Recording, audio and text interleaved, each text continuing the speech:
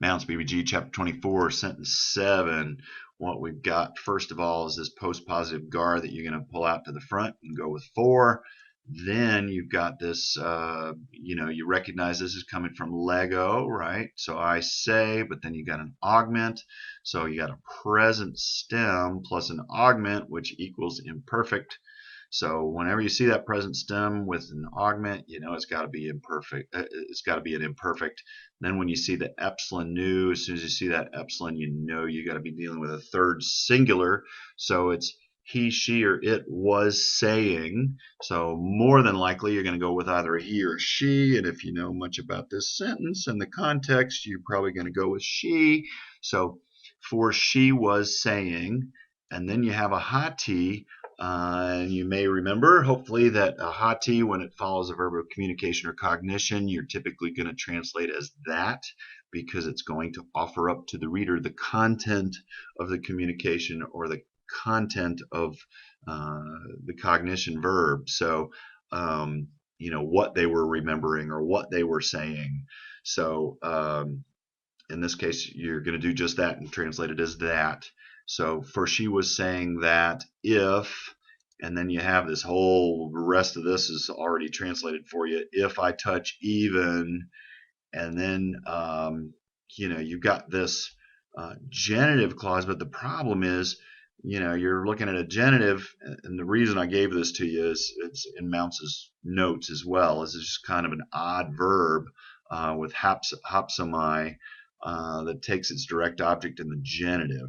Okay, so for she was saying that if I touch even the garments of him, right, or his garments, and then you've got that final verb. And again, the reason that this is in the genitive is because this particular verb takes its direct object in the genitive, just an odd verb that way. So if I touch even his garments, and then you got that final verb, hopefully you'll look at this and you say, all right, I know enough to know that this is probably sozo that we're dealing with. But then you say, well, okay, sozo, and if that's all I'm working with, then what else do I know? Well, I know that this is theta tells me it's probably a passive. I know theta eta sigma tells me it's probably a future passive. And then when you see my, I'm dealing with the first singular. So I, and then if it's future passive from sozo, then you're going to be talking about I will be saved. I will be saved. And of course, the way that gets translated most often here is I will be healed, because she's talking about her physical, it's a physical thing that she's being rescued or delivered from.